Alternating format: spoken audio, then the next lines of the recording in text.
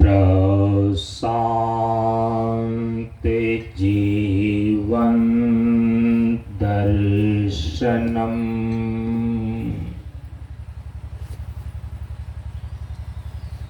नमो नारायण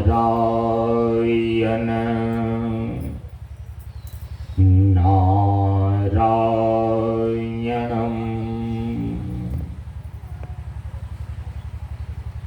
सनातन धर्म के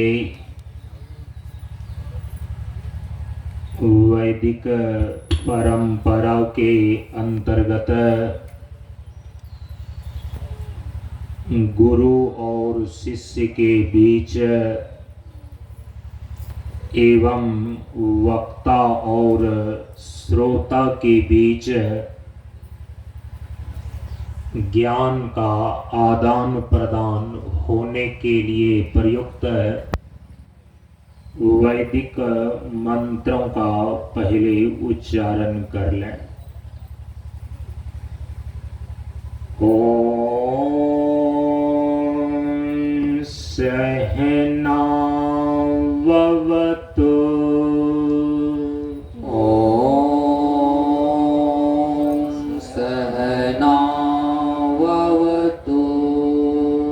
सहनौ भुनक्तु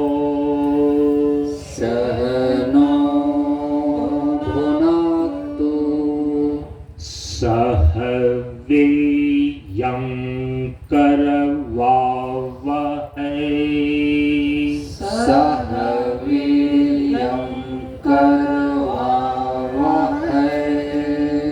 तेजस्विनावधीतमस्तु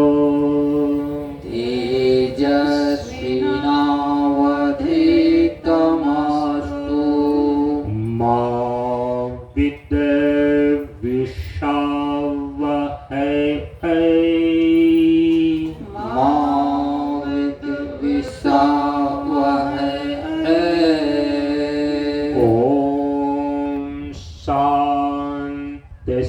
शांति शांति। ओम शांति शांति शांति। असतो मा सद्गमय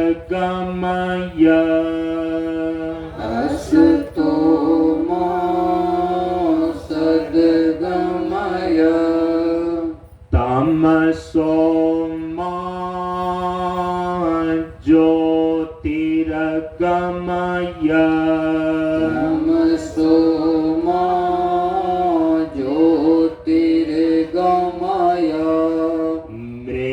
मृत्योर्मा अमृतम गमय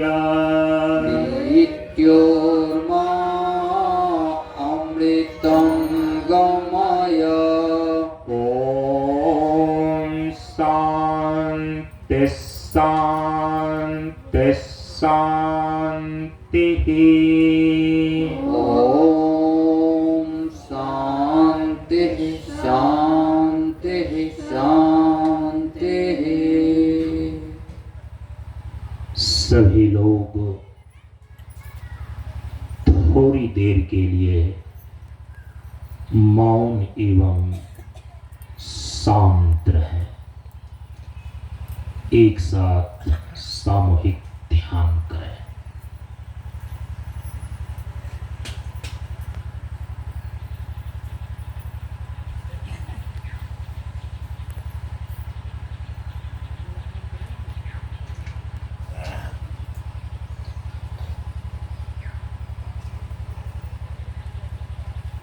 नमो नारायण।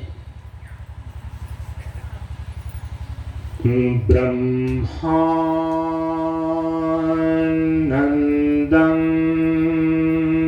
परम सुखदं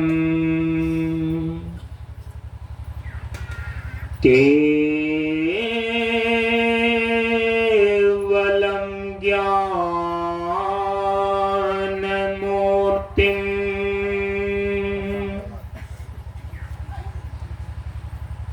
द्वन्द्वातीतं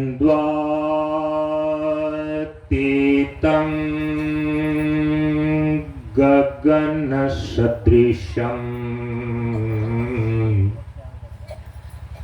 तत्त्वमस्याति लक्ष्यम् एकं नित्यं विमलमचलम्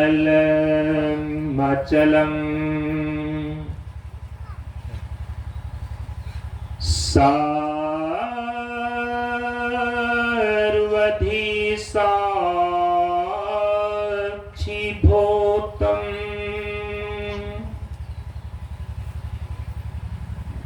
भावातीतं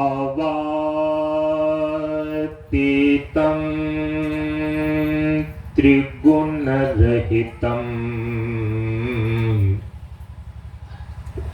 सद्गुरुं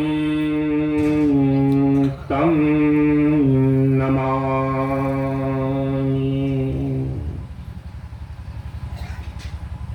सद्गुरुं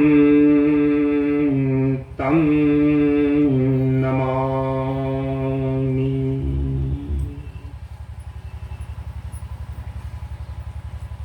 श्री गुरु चरण स्पर्श अनुभूति। ज्ञान मार्ग सत्संग के सानिध्य में उपस्थित श्रद्धालु सत्संग प्रेमियों, ज्ञान बढ़े गुणवान के संगत, ध्यान बढ़े तपस्वी संग किन्हा, बुद्धि विवेक विचार बढ़े संत सन्यासी सुसज्जन तिन्हा। इसलिए ज्ञानी वेधय ज्ञान से, व्याधा वेधय तीर, सद्गुरु वेधय शब्द से, भींगे सकल शरीर। प्रेमियों,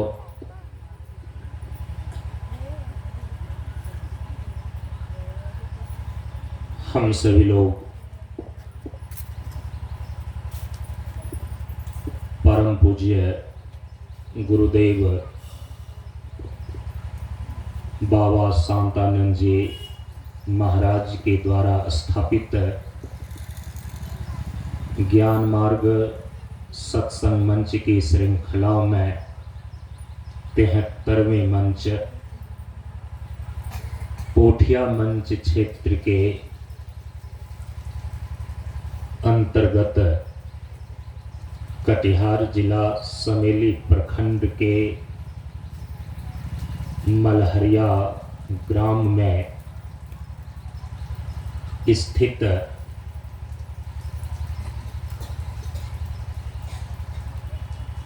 बाबा शांतानंद योग आश्रम के लिए प्रस्तावित इस पुनीत भूमि पर आयोजित 23 और 24 मार्च सन 2025 ईस्वी को 2 दिवसीय सत्संग कार्यक्रम के आज द्वितीय दिवस के सत्संग कार्यक्रम में अपराह्न काल के सत्संग सत्र में उपस्थित हैं।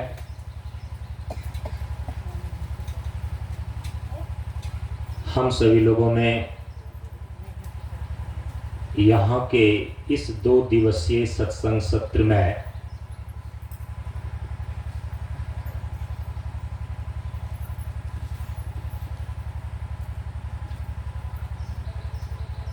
तीन प्रकार की मलिनताओं को दूर करके स्वयं को निर्मल बनाने के उपाय पर विचार किया। भगवान का आदेश है, निर्मल मन जन सो मोहि पावा, मोहि कपट छल छिद्र न भावा। भगवान श्री राम कह रहे हैं कि वही साधक, वही व्यक्ति, वही जन मोहि पावा, मुझे प्राप्त कर सकता है, जिसका मन निर्मल है। इसीलिए मलहरिया ग्राम के विविध अर्थों को समझने के संदर्भ में हम सभी लोगों ने पिछले 3 सत्र में, 2 सत्र में, सत्संग के 2 सत्र में मल के प्रकार पर, मल के स्वरूप पर विचार किया कि मल कितने प्रकार के होते हैं, तभी तो मल को धोएंगे। नहीं तो कहा कि मन मैला तन को धोए। शरीर के मल को तो धोने के लिए बहुत सारे लोग जानते हैं। तन की जो मलिनता है वो बाहर दिखती है। शरीर की गंदगी, कपड़े की गंदगी, बाहर पर्यावरण की गंदगी, ये खुले नेत्रों से दिखती है। लेकिन जो सूक्ष्म स्तर से मन की गंदगी है, मन की मलिनता है, ये तो सबसे पहले इस स्थूल दृष्टि से दिखती ही नहीं है। और भगवान कह रहे हैं कि निर्मल मन जन सो मोहि पावा। इसीलिए मन की मलिनता में मुख्य रूप से कौन कौन चीजें आती है, भगवान ने थोड़ा इशारा कर दिया। कपट, छल, छिद्र, ये मन की मलिनता है, अंतःकरण की गंदगी है। भगवान कह रहे हैं कि मोहि कपट छल छिद्र न भावा, जिसका मन निर्मल नहीं है, मन में मलिनता भरा हुआ है, भरी हुई है, माने कपट है मन में, छल है, छिद्र है। यहाँ छिद्र का अर्थ है छिद्रान्वेषण। छिद्रान्वेषण का सामान्य अर्थ होता है हमेशा दूसरे की बुराई को देखना। दूसरे के छेद को देखने के लिए आपकी 4 आंखें हो जाती हैं और अपनी बुराई देखने के प्रति आप स्वयं अंधे हो जाते हैं। संत की वाणी में तो कबीर साहब बोलते हैं कि बुरा जो देखन मैं चला, बुरा न दिखा कोई। ये है संत की दृष्टि। और हमारी आपकी दृष्टि क्या है? अच्छा जो देखन मैं चला, अच्छा न दिखा कोई। और अभिमान देखिए ना, जो दिल ढूंढा अच्छाई, मेरे से अच्छा न कोई। ये है जीव का अभिमान। माने अपने मुंह मियां मिट्ठू, कोई दूसरा आपको अच्छा कहे या नहीं कहे, अपना पीठ आप अपने से थपथपा रहे हैं। वेल डन, वेल डन, सब कुछ अच्छा है, कुछ भी अच्छा नहीं है। संत आपको अच्छा कहे तो अच्छा है आप। दूसरा सज्जन महापुरुष आपको अच्छा कहे तो है आप अच्छे। अपने मुंह मियां मिट्ठू बनने से कोई अच्छा नहीं होता। बड़े बड़ाई ना करे, बड़े ना बोले बोल, रहीमन हीरा कब कहे, लाख टका मेरा मोल। जो बड़े होते हैं ना, उसमें बड़प्पन हुआ करता है, गंभीरता हुआ करती है, वो बोलते नहीं है। जो घड़ा पानी से भरा हुआ होता है वो बोलता नहीं है। अधगल गगरी छलकत जाए, जो कहता सो करता नहीं, मुख तो बड़ा लबार, आखिर धक्का खाएगा साहब के दरबार। अपनी प्रशंसा अपने आप करना, परम पूज्य गुरुदेव पहले उपदेश में दोहराते थे। आत्म प्रशंसा और परनिंदा के अभाव में कर्मशः आत्मविश्वास और आत्मबल जागृत होता है।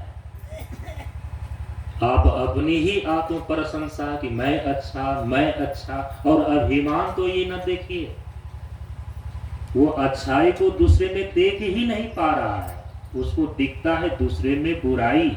इसी को बोलते हैं छिद्र।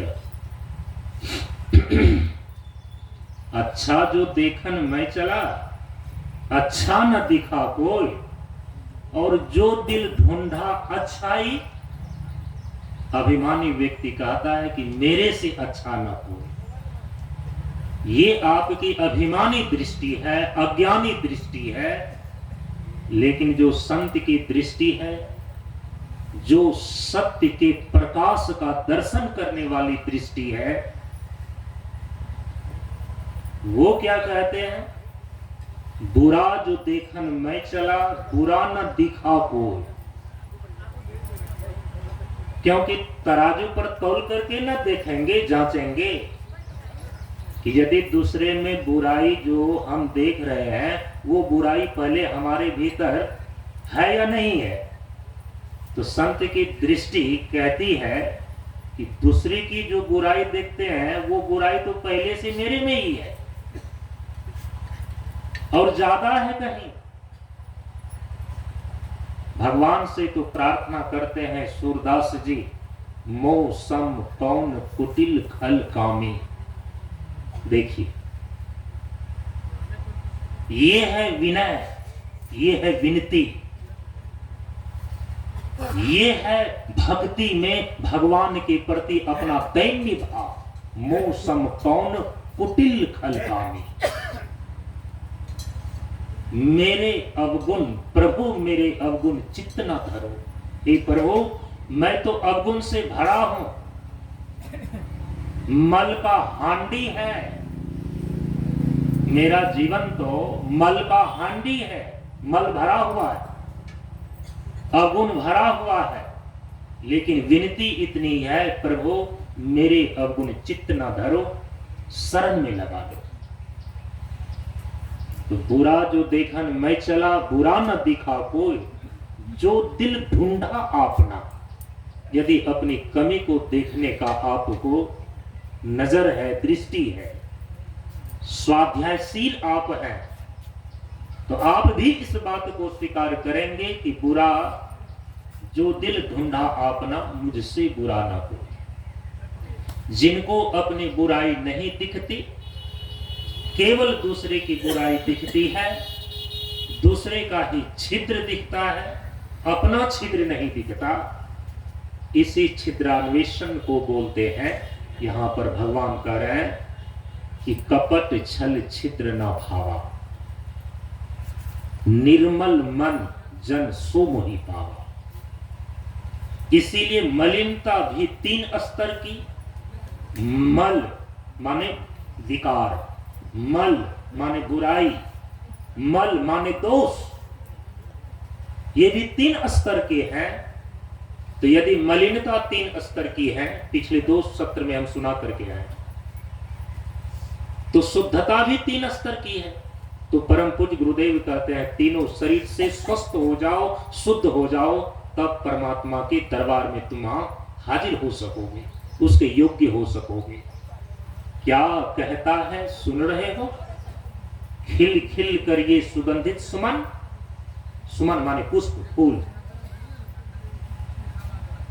आप भगवान के चरणों में, गुरुदेव के चरणों में, देवताओं की प्रतिमा में, मूर्तियों पर फूल चढ़ाते हैं और वो फूल आपसे कह भी क्या रहा है कभी सुनते हैं? उस शिक्षा क्या दे रहा है फूल, आप कभी उसको समझते भी हैं? तो परम पूज्य गुरुदेव ने हम सभी लोगों को उस फूल की आवाज को, जो शिक्षा देता है, हम सभी लोगों को समझाया, सुनाया कि क्या कहता है, सुन रहे हो? खिल खिल कर ये सुगंधित सुमन, स्वच्छ रहोगे जब ताजा बनकर, तब चढ़ोगे तुम इस नमन। सड़ा हुआ फूल को, बासी फूल को, मुरझाया हुआ फूल को भगवान को अर्पित नहीं किया जाता, नहीं चढ़ाया जाता। उसी प्रकार से यदि आपका जीवन मलिनताओं से भरा हुआ है, विकारों से भरा हुआ है, बुराइयों से भरा हुआ है, ये किसी से पूछना नहीं पड़ेगा। भगवान सीधा सीधा आपको बता दे रहे हैं। यदि बाहर शरीर से तुम काला भी होना तो चलेगा, शरीर से यदि तुम सुंदर नहीं भी हो, कुरूप भी हो ना तो चलेगा। सबरी कौन सुंदर थी? ऐसे तो गोस्वामी जी ने माता सबरी के लिए भी भामनी शब्द का प्रयोग किया है। कहूं भामनी, और भामनी का अर्थ क्या होता है? सुंदर स्त्री। और यदि शास्त्रीय शब्द का पता आपको नहीं हो तो कई बार आप भ्रम में फंस सकते हैं। इसीलिए संत के मुख से सुनना चाहिए शास्त्र को, रामायण को, गीता को। स्वतंत्र मत उसको पढ़िए। आस्था के बदले कई बार आप अनास्था में चले जाएंगे। भामनी शब्द का प्रयोग किया माता सबरी के लिए, जबकि बाहर से तो वो कुरूप थी। अब किसी कुरूप व्यक्ति को विश्व सुंदरी कह करके बोला जाए, ये तो उसका अपमान ही होगा ना। तो क्या भगवान माता सबरी को अपमानित कर रहे थे? इसीलिए सुंदर स्त्री, स्त्री संस्कृत में जानते हैं स्त्री का अर्थ क्या होता है, किसका द्योतक है? प्रकृति का। समय कम है, विषयांतर हो जाएगा, क्योंकि हर एक पंक्ति में दर्शन छिपा हुआ है। हर शब्द का अपना एक तात्विक अर्थ है। स्त्री, ई, स, त और र, स, त, र और ई का स्त्री शब्द बन जाता है। स से सत्वगुण, र से रजोगुण, त से तमोगुण और दीर्घिकार जो ईकार है वो तीनों का ऐक्य का बोध कराता है। त्रिगुणात्मक प्रकृति ही मूल स्त्री है। संपूर्ण सृष्टि की योनि मूल प्रकृति मानी गई है ना सनातन धर्म की परंपरा में। स्त्री, और उसके पहले कह रहे हैं सुंदर स्त्री। वाह, हे भामनी, हे सुंदर स्त्री। ये प्रकृति के जो तीन गुण जिससे कि संपूर्ण जीवन और सृष्टि का निर्माण हुआ है, जिसमें कि ये जीव बंधा हुआ है। शरीर और संसार का बंधन प्रकृति के तीनों गुणों के कारण से है। आकर 4,84,84 योनि भ्रमत यह जीव अविनाशी, फिरत सदा माया कर प्रेरा। माया या प्रकृति एक है। काल कर्म स्वभाव गुण घेरा, गुण घेरा माने गुणों से बंधा हुआ। एक दुष्ट अतिशय दुख रूपा, जा बस जीव पराभव कूपा। प्रकृति के तीनों गुणों से बंधा हुआ है। भगवान श्री कृष्ण ने इसीलिए कहा कि कर्माणि अनुबंधिनी मनुष्य लोके। ये जीवात्मा जो है ना प्रकृति के तीनों गुणों से बंधा हुआ है, परवश है, जिसके कारण से नाना प्रकार के दुखों को ये भोग रहा है। और कई बार मैंने आपको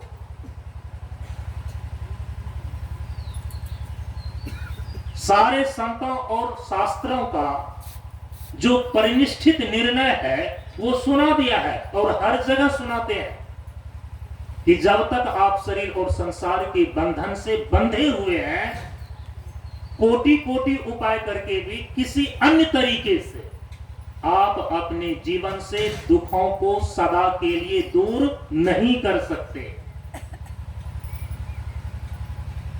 सभी प्रकार के दुख आपको तभी मिल रहे हैं जब तक यह जीवात्मा इस शरीर और संसार के बंधन से बंधा हुआ है, जकड़ा हुआ है।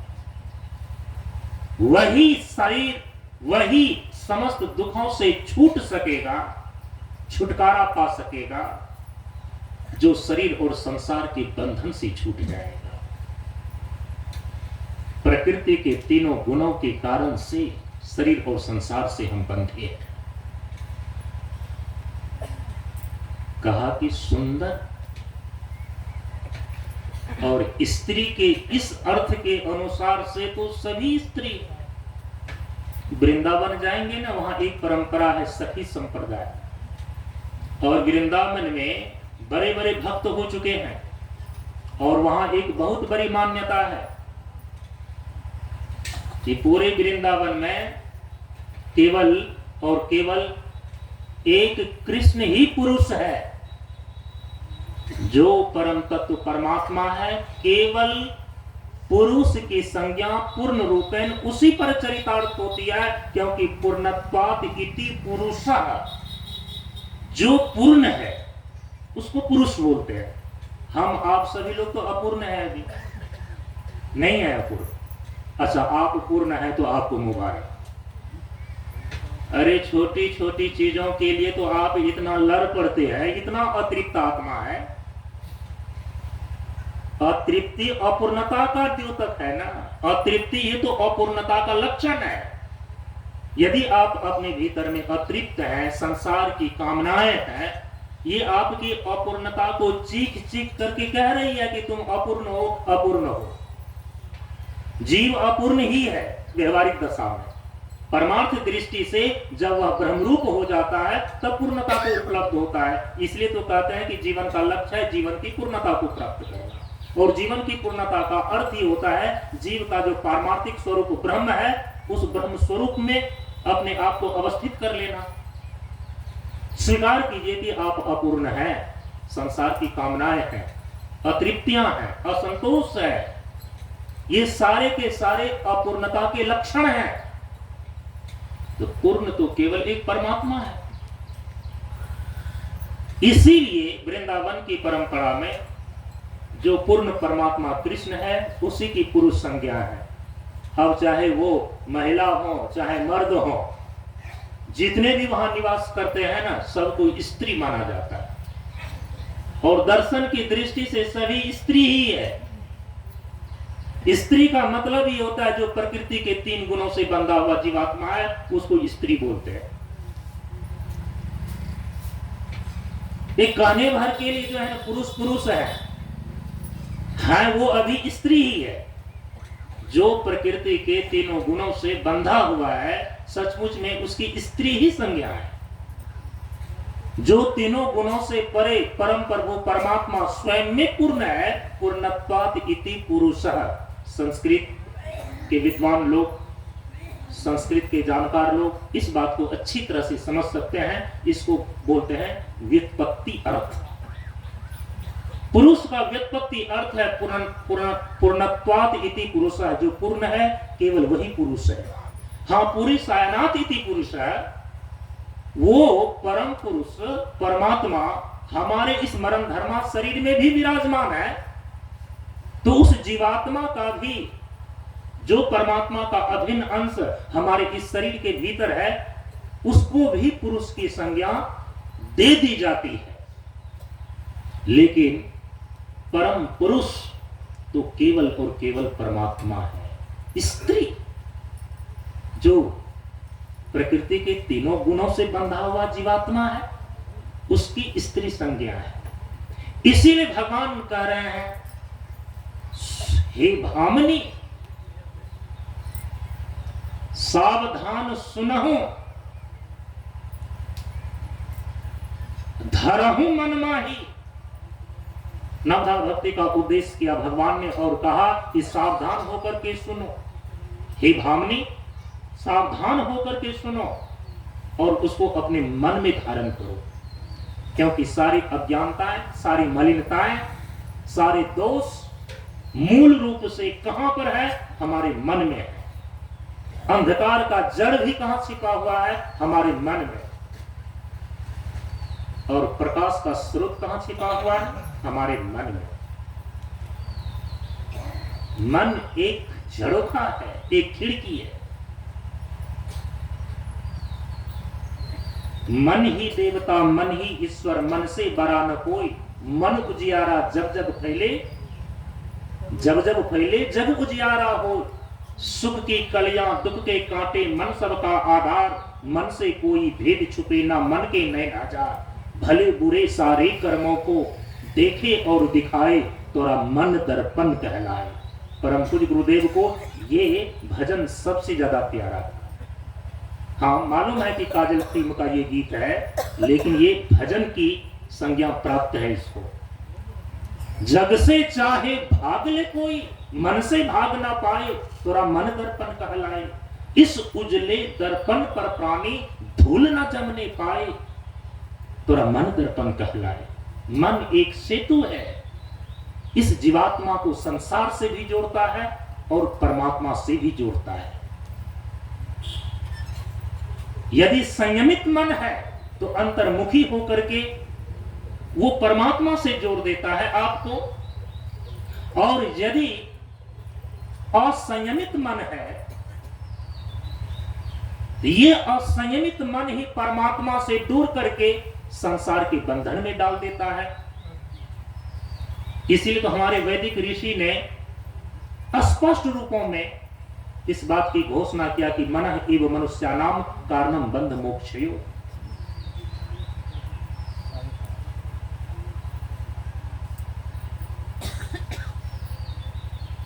धरो मन माही। अच्छी चीजें भी धारण आपको मन में ही करना होगा। उपदेश और प्रवचन को भी आपको मन लगा करके सुनना होगा। भगवान का आदेश है, सावधान सुनो, सावधान होकर के सुनो। और उसको कहां पर रखो? धरहु मन माही। अपने मन में धारण करो, अपने अंदर आत्मसात करो उसको। हे भामनी, हे सुंदर स्त्री। स्त्री माने वो जीवात्मा जो प्रकृति के तीनों बंधनों से बंधा हुआ है, लेकिन सुंदर। सुंदर का अर्थ हम योग साधना के प्रशिक्षण कक्षा में बता करके आए।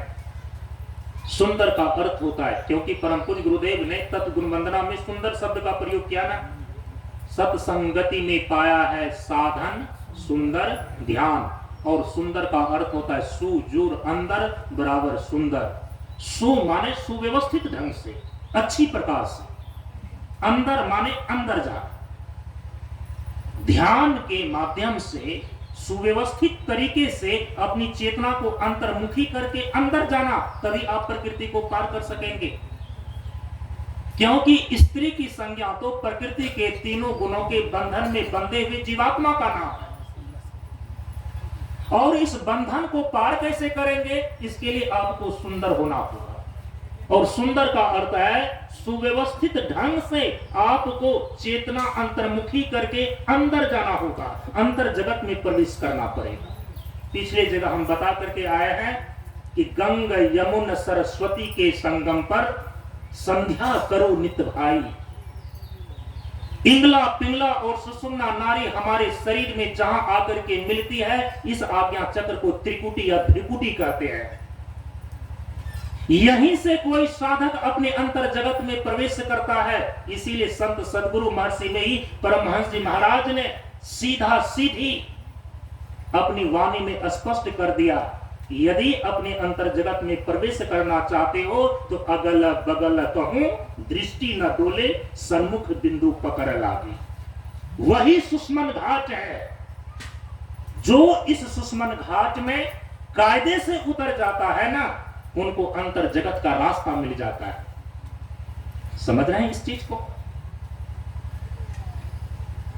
व्यवस्थित तरीके से आपको अंतर्मार्गी होना होगा।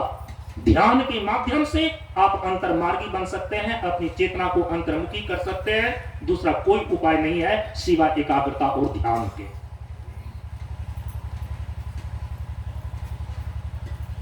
इसको बोलते हैं सुंदर।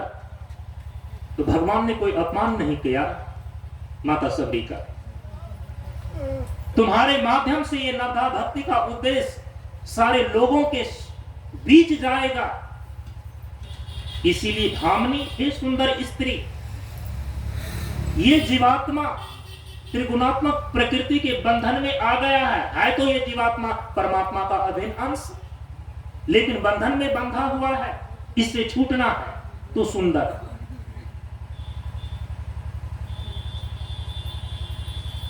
व्यवस्थित रूप से, सुव्यवस्थित तरीके से अपनी चेतना को अंतर्मुखी करके अंदर चलो, अंतर्मुखी बनो, अंतर जगत में प्रवेश करो और प्रकृति के सारे बंधनों को पार कर जाओगे। गुरु के मार्गदर्शन में साधना का अभ्यास करो।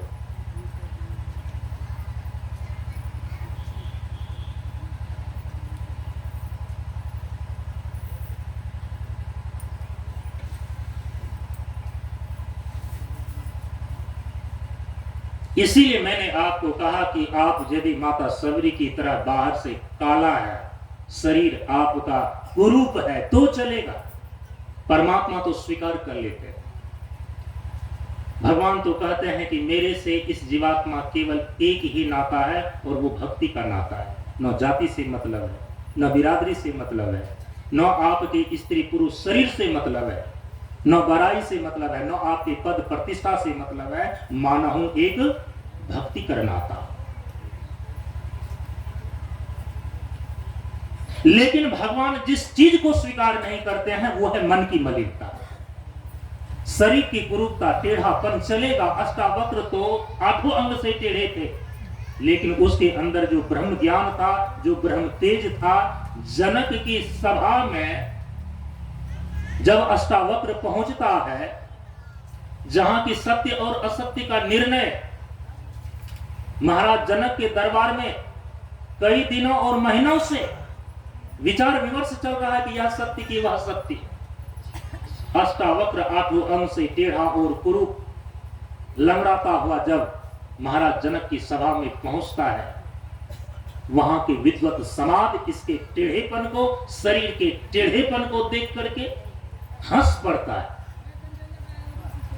अष्टावक्र ने उससे ज्यादा जोर से ठहाका लगाया तो सारी सभा स्तब्ध हो गई। कुछ लोग पूछ बैठे, ये विद्वान लोग जो आप पर हंसे, ये बात तो समझ में आती है क्योंकि आप लड़खड़ाते भी आ रहे हैं विद्वानों की सभा में, जहां सत्य और असत्य का निर्णय हो रहा है कई दिनों से। और उस समय अष्टावक्र वृद्ध नहीं था, मात्र 14-15 साल का बालक। लेकिन आप विद्वान के ऊपर, विद्वत समाज के ऊपर और ठहाका लगा करके प्रतिकार के रूप में हंस रहे हैं, ये बात समझ में नहीं आई। राजा जनक को उत्तर दिया अष्टावक्र ने, और वहां पर जो अष्टावक्र ने उपदेश दिया है महाराज जनक को, उसी उपदेश का नाम है अष्टावक्र महागीता, जिसमें सत्य के संबंध में सीधा और स्पष्ट रूप से, कोई लाग लपेट लगा करके नहीं, नंगा सच जिसको बोलते हैं, उसका प्रतिपादन किया गया है। डिप्लोमेटिक, कुछ राजनीतिक, सामाजिक, आध्यात्मिक सारे दृष्टिकोणों को लेकर के भगवान श्री कृष्ण ने श्रीमद् भगवत गीता का उपदेश किया है अर्जुन के सामने। लेकिन अष्टावक्र ने जिस महागीता का उपदेश किया, इसलिए महागीता की संज्ञा है। अष्टावक्र ने महाराज दशरथ, महाराज जनक को जो आत्मबोध कराने के लिए, सत्य का ज्ञान कराने के लिए उपदेश किया है, उस उपदेश का नाम ही है अष्टावक्र महागीता। एक बार पढ़ करके आप देखना।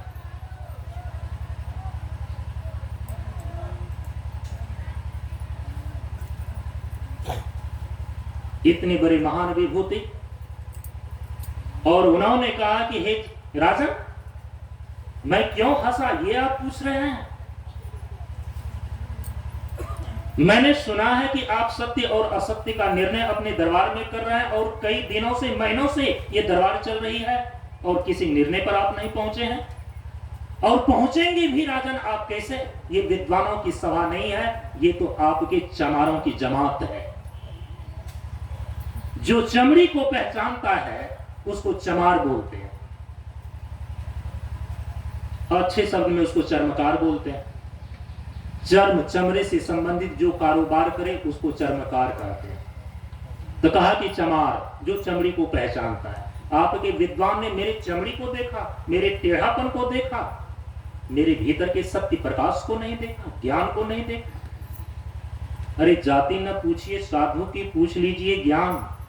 कबीर साहब ने कहा ना, मोल करो तलवार की, पराराम दो ज्ञान। हमारे अंदर ज्ञान का जो तलवार रखा हुआ है वो कितना तेज है, कितना धारदार है, आपके दरबारी विद्वानों को ये सूझा नहीं। और केवल बाहर स्थूल शरीर में, स्थूल देह में जो ये कालापन है, ये टेढ़ापन है, इस चमड़ी को इसने देखा, चमड़ी का दर्शन किया। तो चमार नहीं तो और क्या कहो? सारी सभा स्तब्ध हो गई, सन्नाटा छा गया और कहा कि कभी इस चमार के जमात में सत्य का निर्णय नहीं हो सकता राजन, चाहे आप वर्षों इसकी बैठक लगा लें। राजा जनक ने हाथ जोड़ करके अष्टावक्र से कहा कि महाराज आप शांत हो जाए, अपने दरबारी विद्वान की ओर से मैं क्षमा मांगता हूं।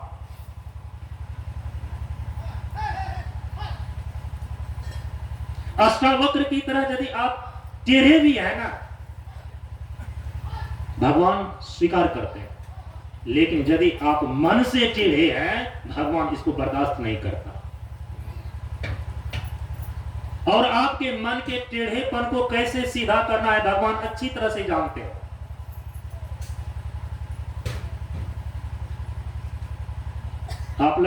आप सभी लोग बोलते हैं ना, जब परमात्मा की लाठी पड़ती है ना, उसमें आवाज नहीं होती।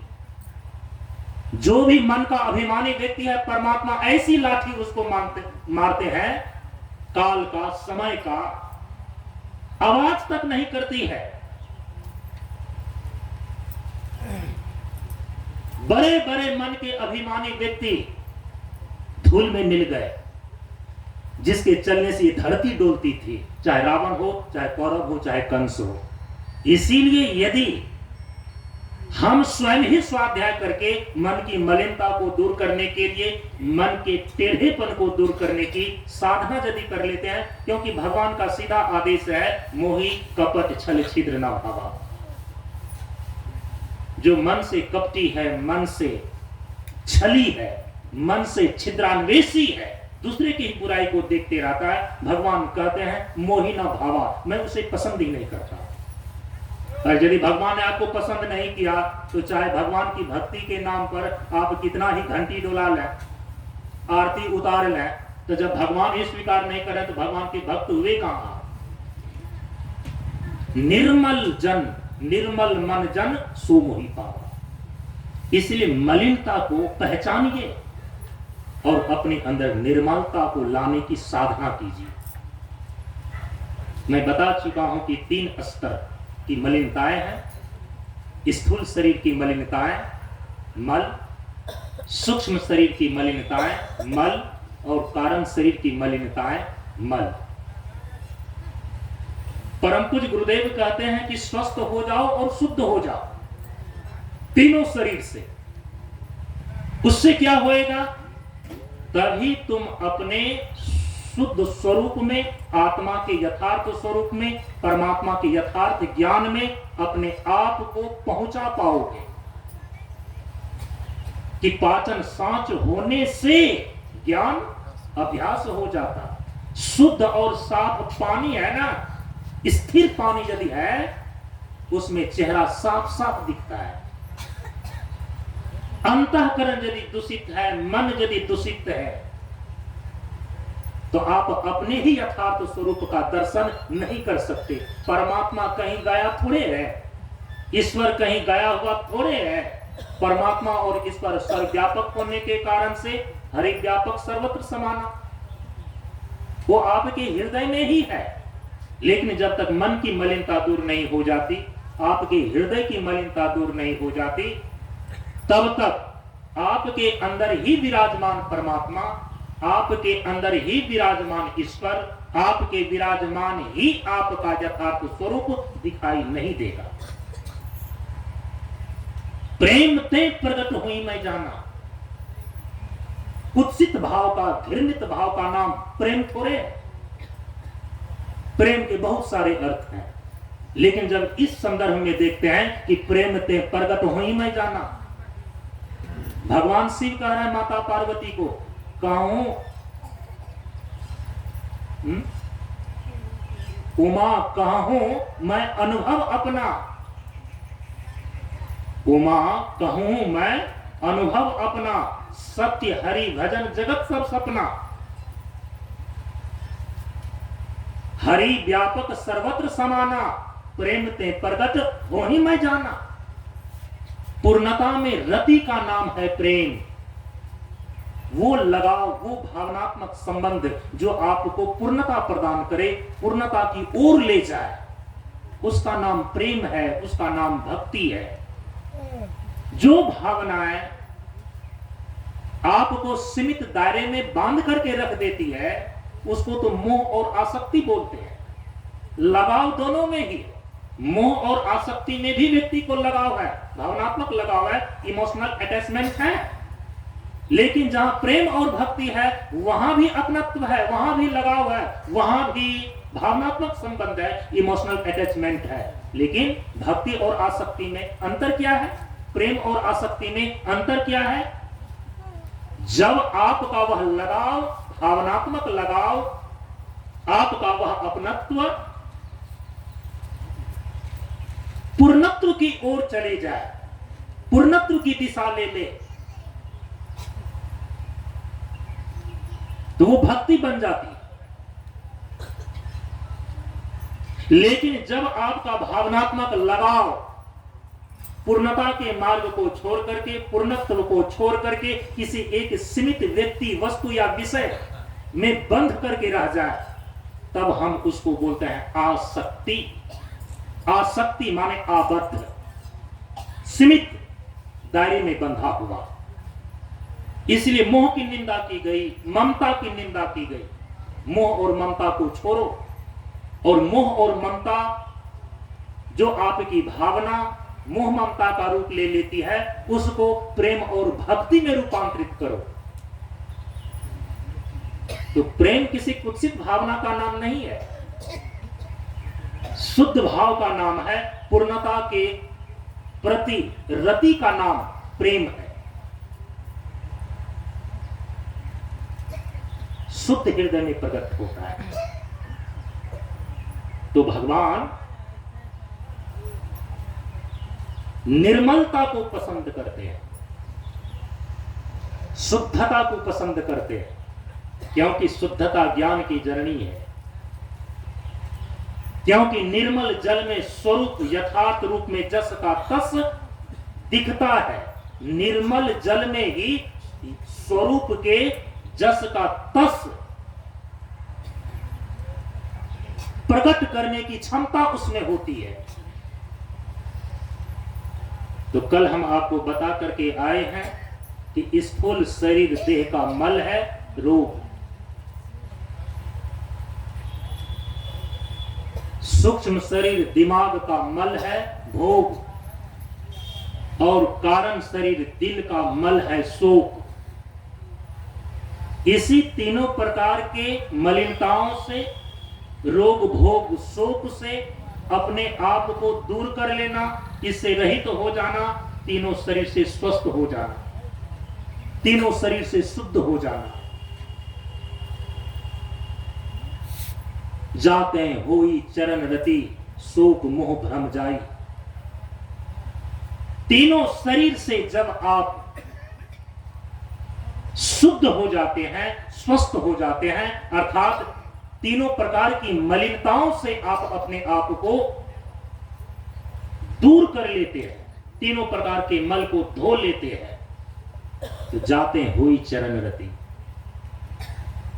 परमात्मा के चरण में, परमात्मा के स्वरूप में आपकी रति हो जाती है, आप रमन करने लगते हैं, उसी को प्रेमा भक्ति बोलते हैं।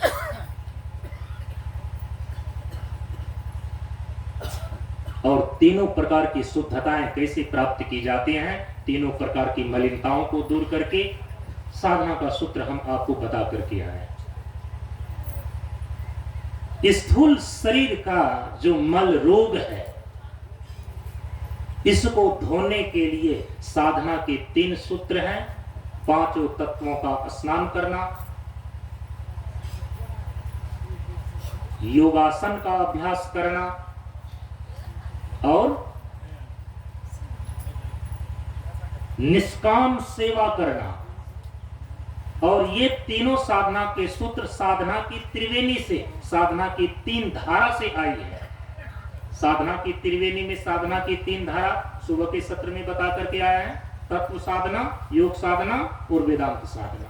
एक एक साधना का सूत्र साधना की एक एक धारा से लिया गया है। अब जो आपका सूक्ष्म शरीर दिमाग है, इसमें मलिनता क्या है? भोग, संसार की कामनाएं जो विक्षेप पैदा करती हैं, आपको पागल किए रहती हैं, मन को चंचल बनाए रखती हैं। संसार की कामनाएं, काम, क्रोध, लोभ, मोह इत्यादि ये उत्पाद जो मचाए रखते हैं, इसी को यहां पर भोग की संज्ञा दी गई है। यही मानसिक मल है, मानसिक विकार है। तो सूक्ष्म शरीर दिमाग से भोग रूपी मल को धोने के लिए, इसको दूर करने के लिए और मानसिक निर्मलता लाने के लिए, वैचारिक शुद्धता लाने के लिए जो साधना के 3 सूत्र बताए, वो भी साधना की त्रिवेणी से आया हुआ है। इसके लिए साधना के 3 सूत्र, 5 तत्वों का पान करना, ये पहली साधना। समुचित प्राणायाम का अभ्यास करना, और तीसरा है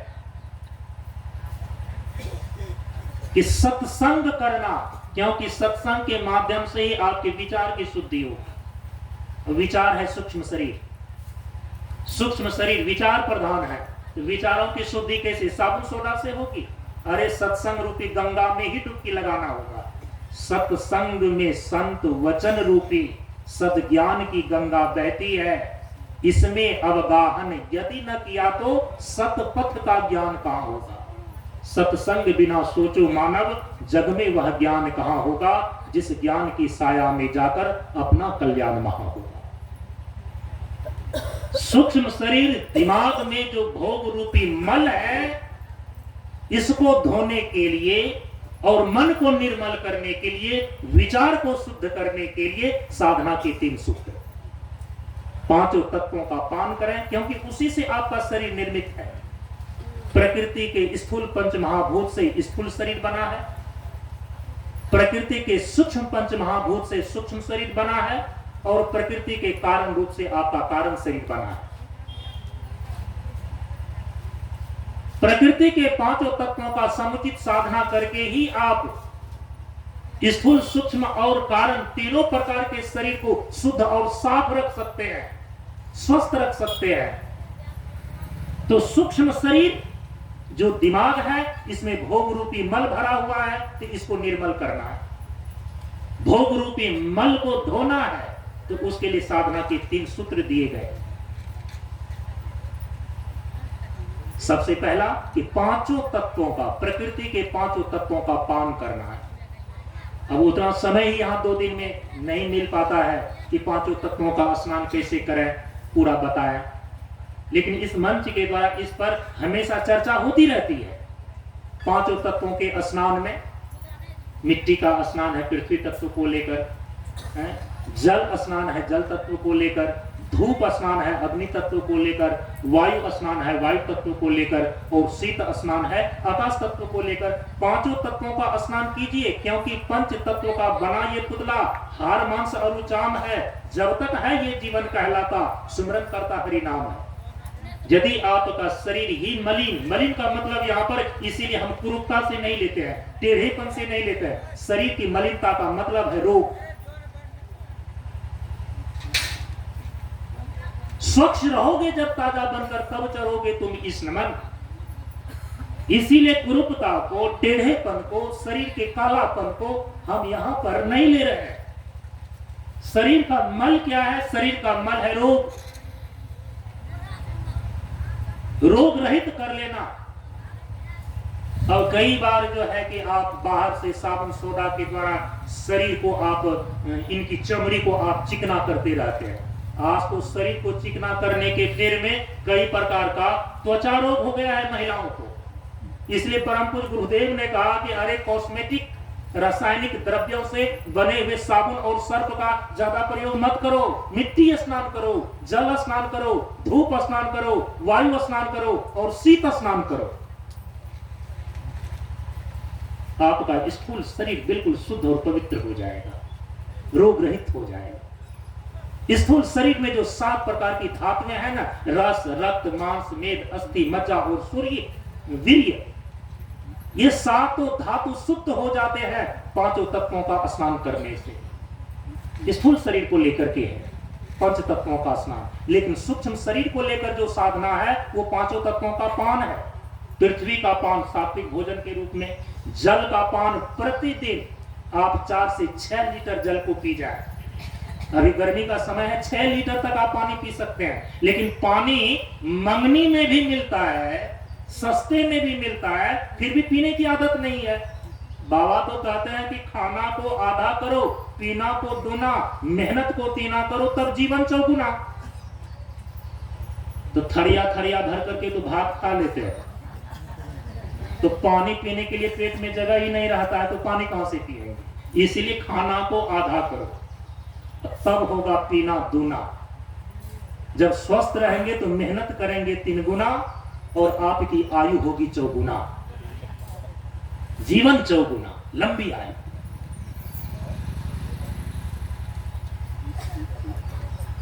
अग्नि का पान सूर्य पान के रूप में किया जाता है। जितने भी प्रकार की अग्नियां आपके शरीर के भीतर काम कर रही है ना, वो संतुलित हो जाती है सूर्यपान करने से। आपके शरीर में एक आग नहीं, 5 आग की भट्टी जल रही है। मालूम है आपको? कामाग्नि, क्रोधाग्नि, जठाग्नि, ज्वराग्नि और चिंताग्नि। यदि ये संतुलित नहीं रहे तो आपका जीवन सही ढंग से चल ही नहीं सकता है। जिसके अंदर कामाग्नि विकृत हो जाता है ना, तो कामाग्नि के कमी के कारण से पुरुष में नपुंसकता और महिलाओं में बांझपन आता है। सृष्टि करने का काम कामाग्नि के द्वारा होता है, और कामाग्नि यदि भड़क जाए ना, वो व्यक्ति व्यभिचारी हो जाता है, चारित्रिक पतन हो जाता है उसका। इसीलिए परम पूज्य गुरुदेव ने एक बार हमें एक पत्र में लिख करके दिया कि बच्चा ध्यान रखना, अपने शरीर के भीतर 5 प्रकार की अग्नियों का संतुलन बनाए रखना ही सही साधना और शांति है। वो पत्र मेरे पास है। कहा कि अपने शरीर के भीतर 5 प्रकार की अग्नियों का संतुलन बनाए रखना ही सही साधना और शांति है। आप अपने जीवन में अशांत कब होते हैं? आप अपने गांव में ही अशांत कब हो जाते हैं? एकदम चारों तरफ से लोग दौड़ने लगता है कब? जब आग लग जाती है। यदि आग लग जाए, अब भगवान भी खड़े होकर यहां उपदेश करने लगे ना, तो आप यहां नहीं ठहरेंगे, भाग पड़ेंगे यहां से, क्योंकि सांसारिक भागदौड़ एक अग्निकांड है। 5 प्रकार की आग की भट्टी आपके भीतर जल रही है, कामाग्नि, क्रोधाग्नि, जठाग्नि, ज्वराग्नि और चिंताग्नि के रूप में। 5 का उपयोग है आपके जीवन में।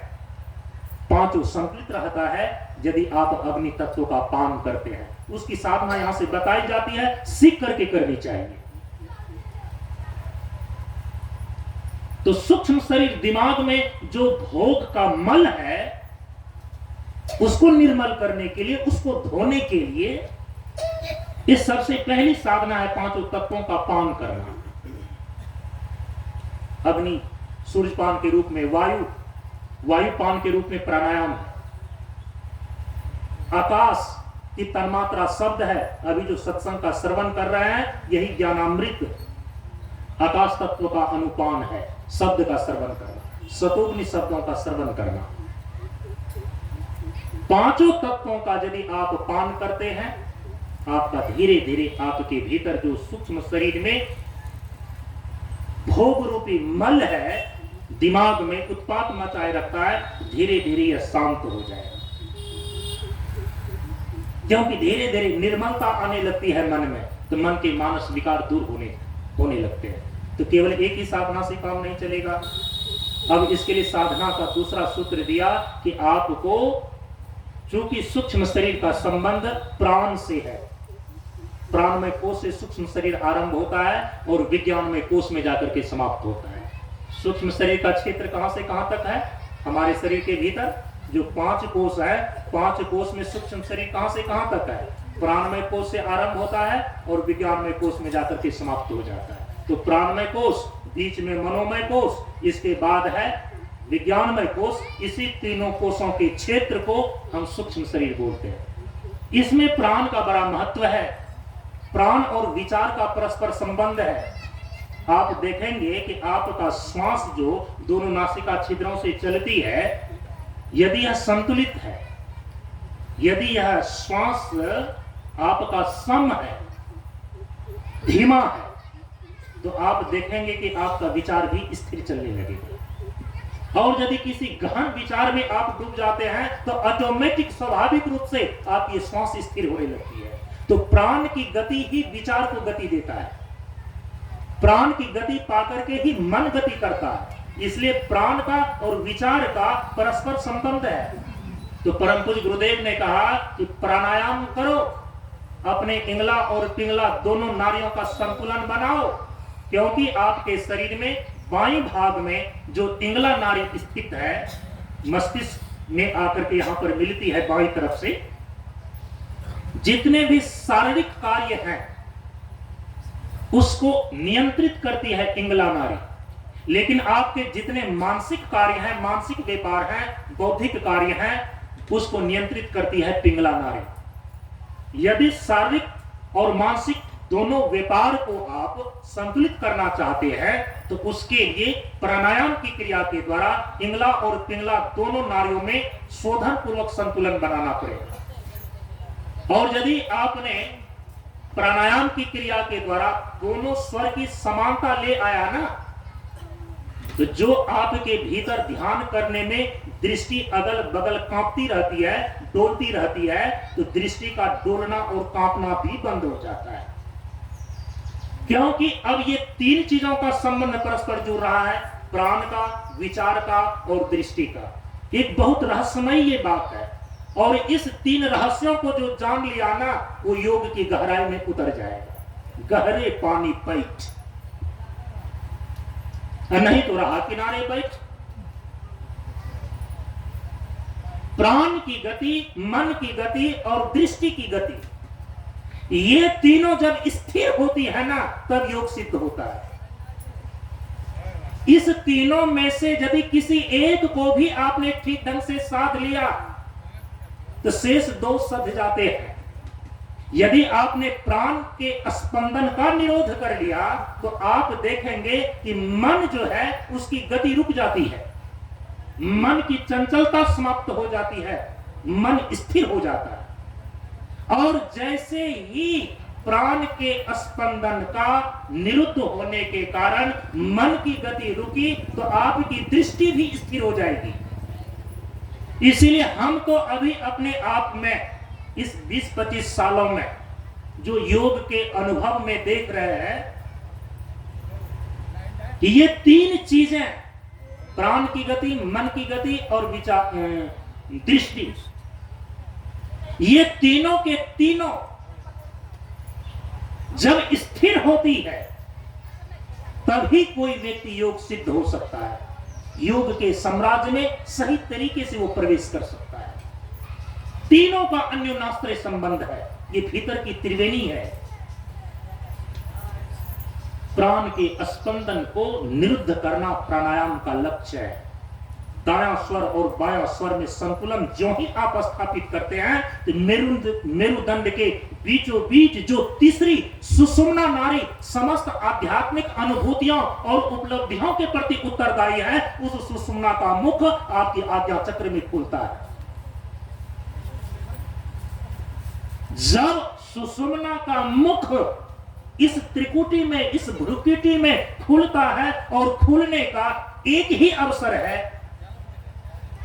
कि जब कभी भी आपके शरीर के भीतर दायां स्वर और बायां स्वर समान रूप से चलता है तो वही ध्यान का सबसे उत्तम समय है। इसलिए त्रिकाल संध्या के रूप में समय निश्चित किया गया, क्योंकि प्रकृति की हलचल अपेक्षाकृत संध्या के समय शांत होती है। प्रकृति से बना हुआ आपका शरीर, तो शरीर में दायां स्वर और बायां स्वर भी संध्या के समय, संध्या का मतलब होता है सूर्योदय और सूर्यास्त का संधि स्थल, सूर्यास्त और रात्रि और दिन का, दिन समाप्त हुआ अब रात्रि प्रवेश होने वाली वो संध्या स्थल, एक संध्या शाम की, एक रात्रि समाप्त हो गया और दिन आने वाला है तो सुबह की एक संध्या। इसलिए संध्या का महत्व दिया गया है। तो गंगा यमुना सरस्वती के संगम पर संध्या करो नित भाई। संध्या माने सम्यक ध्यान करो। और कैसे ध्यान करें? कहा कि इसी त्रिवेणी को पहले भीतर ठीक करो। यदि प्राण का स्पंदन आपका निरुद्ध नहीं हुआ तो आप दृष्टि को कभी स्थिर नहीं कर पाएंगे। दृष्टि कांपती रहेगी, अगल बगल कहूं दृष्टि न डोले। ये सिद्ध होता है, इसमें सफलता आती है कब? जब पिंगला और पिंगला नारी शोधन पूर्वक यह संतुलन में आ जाती है, आपका दृष्टि कांपना बंद हो जाता है। या तो आप प्राणायाम की क्रिया के द्वारा प्राण के स्पंदन का निरोध करने में निरोध करना सीख लें, निरोध करने में सफल हो जाए तो धीरे धीरे आप देखेंगे कि मन और विचार की गति रुकने लगती है और दृष्टि स्थिर हो जाती है। अब कोई संत यदि इस माध्यम से, कोई योगी इस माध्यम से उन्होंने योग में प्रवेश किया है, अंतर जगत में प्रवेश किया है, तो वो चूंकि प्राण स्पंदन का निरोध के द्वारा उन्होंने मन की गति को रोका है और दृष्टि को स्थिर किया है, तो वो महत्ता बतलाते हैं प्राणायाम की। अब यदि किसी ने मन की वासना का शोधन करके मन की गति को रोक दिया है, तो आप देखते हैं कि जब किसी गहरे चिंतन में उतरते हैं तो आपकी श्वास स्थिर होने लगती है। यदि आपने मन की गति को रोक दिया, मन की वासना को शुद्ध करके मन की गति को रोक दिया, तो आपकी श्वास और प्राण का स्पंदन स्वतः स्थिर होने लगता है और दृष्टि भी स्थिर हो जाती है। जिन्होंने इस विधि के द्वारा प्राण का स्पंदन निरोध किया है मन के निरोध से, तो वो प्राणायाम की क्रिया पर बल नहीं देकर के प्रत्याहार की क्रिया पर बल देते हैं। मन की वासना को शुद्ध करके मन को स्थिर करने का अभ्यास योग परंपरा के अंदर प्रत्याहार की क्रिया कहलाती है। अब कोई प्रत्याहार कहेंगे, अरे मन को मरा तू देखकर मत मानो विश्वास, साधु वहां तक भय करे जब लग पिंजर आस। इसीलिए कोई कहते हैं कि प्राणायाम की क्रिया आवश्यक नहीं है, मन साधे सब सधे। लेकिन आप यदि इस प्राण विज्ञान को जानते हैं, मन के विज्ञान को जानते हैं और दृष्टि विज्ञान को जानते हैं, तो आपको इस तीनों में एक समरसता, आपको समन्वयता, आपको एक अन्योन्याश्रयता दिखाई देगी। अब किसी योगी ने, किसी संत ने एक अलग विधि से कि उन्होंने न तो पूरा प्राण के स्पंदन का निरोध करने का अभ्यास के द्वारा भीतर प्रवेश किया, न मन की वासना को शुद्ध करके मनोनिग्रह प्रत्याहार की क्रिया के द्वारा उन्होंने अंतर जगत में प्रवेश किया, उन्होंने एक तीसरा ही चीज दृष्टि योग की साधना के द्वारा अपने भीतर में प्रवेश किया। अब वो दृष्टि योग की महिमा बतलाएंगे, जबकि तीनों का अन्योन्याश्रय संबंध है। और ये मैं किसी किताब में लिखी हुई बात नहीं बोल रहा हूं, ये मैं अपने जीवन के योग का अनुभव बता रहा हूं। और मुझे ऐसा लगता है कि तीनों में से आप किसी को भी साध लें, या तो प्राण के स्पंदन का निरोध कर ले, या मन की वासनाएं, मन में जो विचार के तरंग चल रहे हैं उसका निरोध कर ले, या तो आप अपने दृष्टि को भ्रिकुटी में स्थिर कर ले, आप अपने अंतर जगत में प्रवेश कर जाएंगे। अब जिन्होंने जिस विधि से अपने अंतर जगत में प्रवेश किया उनका प्रतिपादन किया। अब महापुरुष तो सारे रहस्य को जानते हैं, उनके चेले चपाटी लड़ने लगते हैं। अरे अंतर जगत में प्रवेश हम केवल दृष्टि योग साधन के द्वारा कर सकते हैं। अब उधर से बाबा शांतानंद आएंगे और उनका अनुभव है कि बिना प्राण के स्पंदन का निरोध किए हुए दृष्टि योग साधन सदता ही नहीं है। अब उधर से आएंगे, आप देख लीजिए राधा स्वामी मत में जाकर के देखिए, वो कहेंगे जब तक मन की वासना शुद्ध करके मन स्थिर नहीं हो जाता है तो वो मन भीतर प्रवेश ही नहीं करता, वो फाटक की तरह, एक आवरण की तरह, फाटक की तरह काम करता है। इसीलिए संत कबीर साहब ने कहा कि सभी सयाने एक मत, जो, और वेद ने घोषणा किया एकम सद विप्रा बहुधा वदन्ति, जो रहस्य है ना उसको जानने वाले जो तत्वदर्शी महापुरुष होते हैं उनके मत तो एक होते हैं, जो इस रहस्य को जानने वाले नहीं होते हैं तो चेले चपाटी लड़ते रहते हैं।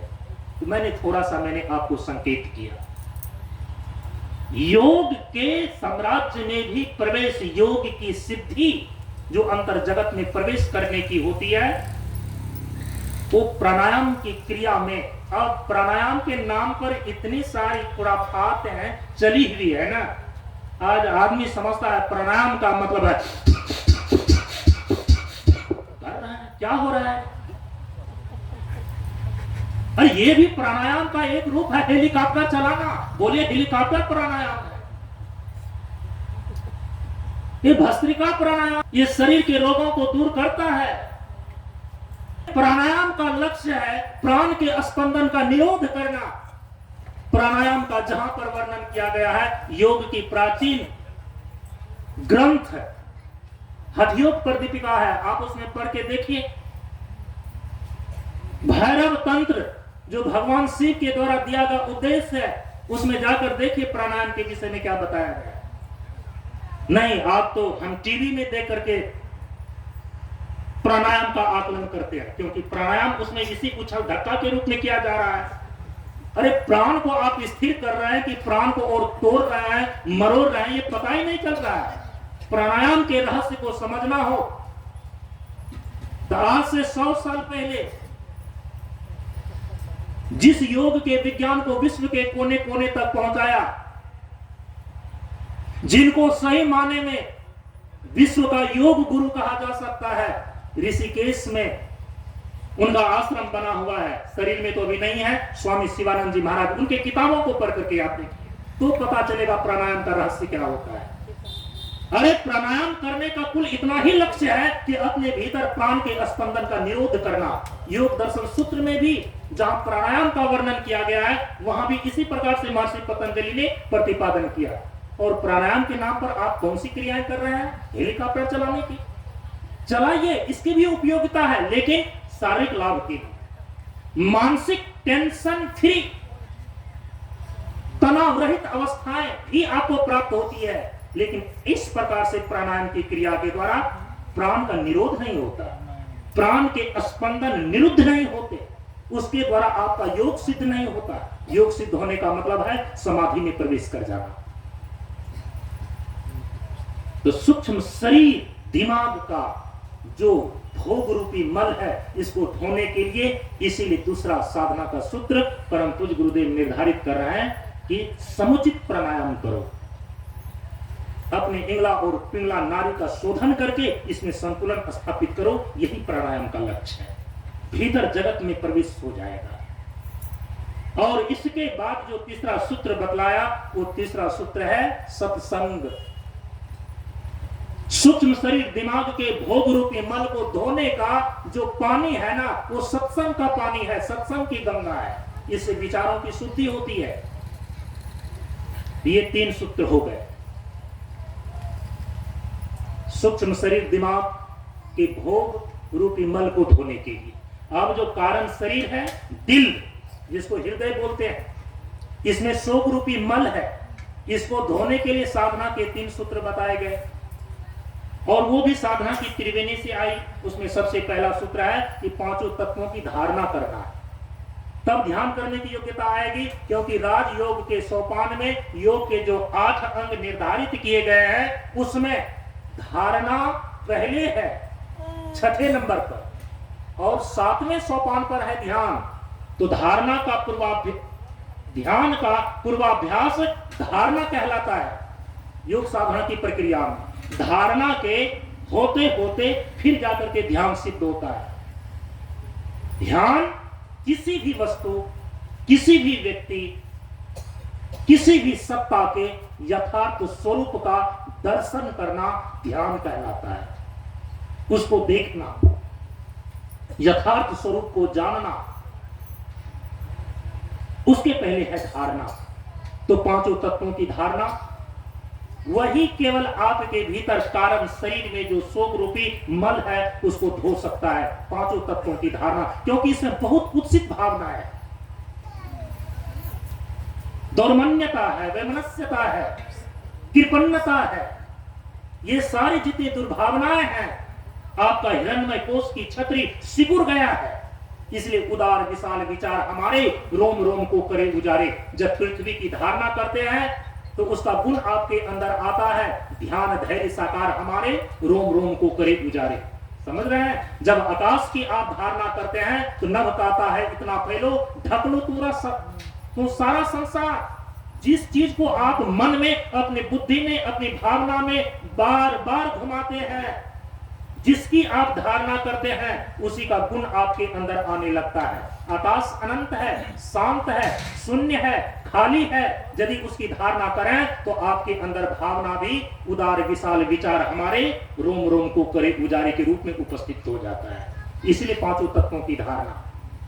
इसके बाद अब योग में जो बतलाया कि चित्त वृत्ति का निरोध रूप जो योग का ध्यान पक्ष है, उस ध्यान का अभ्यास करना, ये साधना का दूसरा सूत्र। कारण शरीर के 5 तत्वों की धारणा, फिर इसके बाद ध्यान, फिर इसके बाद तीसरा सूत्र आता है स्वाध्याय। ठीक है? ये सारी बातें सुबह के सत्र में मैंने बता दिया था। बहुत सारे लोग उस समय थे ही नहीं। तीनों प्रकार की मलिनताओं को दूर करने के लिए ये 3 प्रकार की जो साधनाएं हैं, 3 सूत्र हैं, साधना की त्रिवेणी से आई हुई है। तो ठीक है, ये मलिनताएं दूर करके निर्मलता को धारण करने का, शुद्धता को धारण करने का जो ये साधना के सूत्र 3 बताए गए, वो आपके संज्ञान में आ गया। क्योंकि समय तो 6:15 बज गए हैं, मात्र 10 मिनट का समय और लूंगा मैं आपका। क्योंकि यदि मलिनता के संबंध में ये चर्चाएं चली है तो मैं इसको थोड़ा सा, एक और बातें शेष रह जाती है इसमें बताने के लिए। है बातें बहुत, लेकिन जो आवश्यक है, आप अपने जीवन में पुरुषार्थ कर रहे हैं। 4 पुरुषार्थ हैं, सभी लोग जानते हैं। जीवन में चारों पुरुषार्थ को सिद्ध करना ही जीवन की पूर्णता और जीवन की सफलता मानी जाती है। अर्थ पुरुषार्थ, धर्म पुरुषार्थ, काम पुरुषार्थ और मोक्ष पुरुषार्थ, ये जीवन के 4 पुरुषार्थ हैं। लहि चारि फल अछत तनु साधु समाज प्रयाग। गोस्वामी जी कहते हैं कि जो इस साधना और सत्संग की त्रिवेणी में स्नान करता है ना, वो जीवन के 4 पुरुषार्थ को जीते जी अछत तनु, तन के छत विछत होने के पहले जीते जी ही उसको प्राप्त कर लेता है। 4 प्रकार के पुरुषार्थ करने में 4 प्रकार के मल हमारे महापुरुषों के द्वारा बताए गए हैं। अर्थ पुरुषार्थ है, और देखिए अर्थ पुरुषार्थ का मल क्या है। काम पुरुषार्थ है, लेकिन काम पुरुषार्थ का मल क्या है? मल माने दोष, उसकी बुराई, विकार। धर्म पुरुषार्थ है, धर्म पुरुषार्थ का मल किसको माना गया?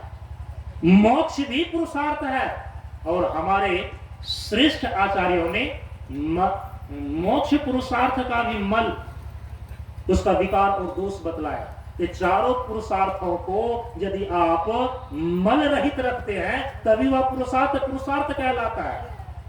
नहीं तो जीवन के चारों पुरुषार्थ मल से युक्त होने पर यदि वह मलिन रह जाता है तो वे पुरुषार्थ फिर सचमुच में पुरुष, जो पूर्ण पुरुष परमात्मा है, वहां तक पहुंचने का वो साधन ही नहीं बनता।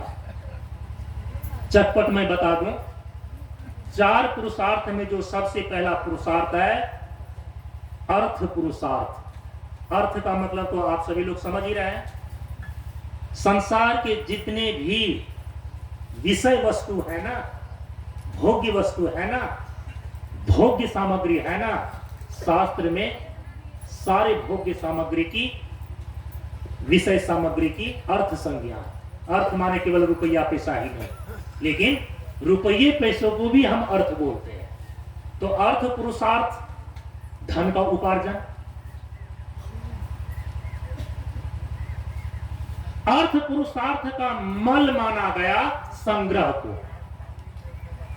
धन का उपार्जन आप करें, अर्थ पुरुषार्थ है, लेकिन अर्थ पुरुषार्थ का मल है संग्रह।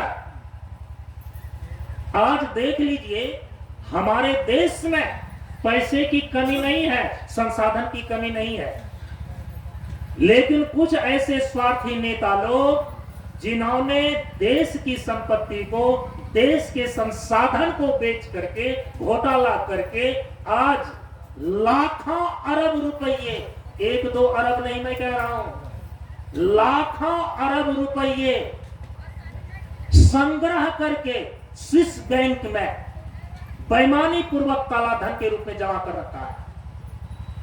इसीलिए हमारे महाभारत जैसे पंचम वेद के रूप में जो ग्रंथ प्रतिष्ठित है, उसमें ये बातें स्पष्ट रूप से बताई गई कि अर्थ पुरुषार्थ का मल है धन का संग्रह किए रखना, उसका उपयोग ना करना। अरे धन जो है ना, वो उपयोग करने के लिए है, वो संग्रह करने के लिए नहीं है, जमा करने के लिए नहीं है। आप मिट्टी को यदि एक जगह जमा करते हैं तो दूसरी जगह खाई अवश्य बनेगा। आप एक जगह टीला बना रहे हैं और दूसरी जगह खाई पैदा कर रहे हैं। एक जगह अरबों, लाखों अरबों रुपये, लाखों अरब रुपये भारत का स्विस बैंक में कुछ लोगों ने जमा करके संग्रह के रूप में रखा है। और यदि यहाँ उनकी 10 पीढ़ियां मर जाए, यदि उसका खोज खबर न ले तो दूसरे देश की संपत्ति बन जाएगी। उसी प्रकार से कुछ ऐसे व्यक्ति हैं कि वे अपने अर्थ पुरुषार्थ के द्वारा जिस धन का उपार्जन करते हैं, अर्थ पुरुषार्थ तो करते हैं, धन का उपार्जन तो करते हैं, लेकिन उसको मल रहित नहीं रखता। मल अर्थ पुरुषार्थ का मल है, अनावश्यक रूप से उसका संग्रह किए रखना। सलाइमान रखिए, लक्ष्मी चंचला है, आज आपके पास है, दूसरे के पास चली जाएगी। इसलिए जब तक आपके पास है उसका उपयोग कर लीजिए, नहीं तो वो धन जो है ना, अर्थ पुरुषार्थ जो है ना, मल से युक्त हो जाता है। जैसे कि पानी को एक जगह यदि कि जमा कर दिया जाए वो सड़ने लगता है, यदि उसको बहने दिया जाए वो शुद्ध रहता है। अर्थ पुरुषार्थ का भी संग्रह कर देने पर, उसका उपयोग नहीं करने पर फिर वह सड़ने लगता है। और कहा गया ना, धन की 3 ही गति है, 3 ही गति है। एक गति है भोग, स्वयं उपयोग कीजिए, और दूसरी उत्तम गति है दान, और तीसरी गति है यदि स्वयं में उपभोग नहीं किया, क्योंकि लक्ष्मी चंचला है, वो जाएगी, और आपने उसका दान भी नहीं किया, सत्कर्म भी नहीं किया, धर्मानुष्ठान में भी नहीं लगाया, तो उसकी तीसरी गति सुनिश्चित है। और धन की तीसरी गति है नाश, वो नष्ट हो जाएगी, आपके पास से चली जाएगी। दूसरा जो पुरुषार्थ है ना, धर्म पुरुषार्थ है, और धर्म पुरुषार्थ का मल माना गया अलेक्षा को। हम आज जो भी कुछ धर्म करते हैं, धर्म का मतलब यहां पर है स्वकर्तव्य। यदि हम किसी की सेवा भी करते हैं ना, तो सेवा करने से हमको मिलेगा क्या? यही फल की इच्छा लगी भी रहती है, निष्काम सेवा नहीं कर पाते। तो धर्म पुरुषार्थ का जो मल है वह है फलेच्छा। अरे माता पिता ने जिस समय अपने पुत्र को पाल पोस करके बड़ा किया, क्या वो उसका कीमत मांग रहे थे? लेकिन यदि वही बेटा तैयार हो जाता है तो माता पिता की सेवा भी वो सौदेबाजी करके करता है। इसलिए धर्म पुरुषार्थ का मल माना गया फलेच्छा को, जो हमेशा फलाशक्ति फल की इच्छा, बदले में क्या मिलेगा, इसी भावना से धर्म और अपने कर्तव्य का पालन करता है, लेकिन उनका वह धर्म पुरुषार्थ के रूप में नहीं रह जाता, दूषित हो जाता है। आज पत्नी भी अपने कर्तव्य का पालन करती है कि पति के पास कितनी संपत्ति है। अब पता नहीं कि पति चाहिए कि संपत्ति चाहिए, तो कहा कि भाई हमको दोनों चाहिए।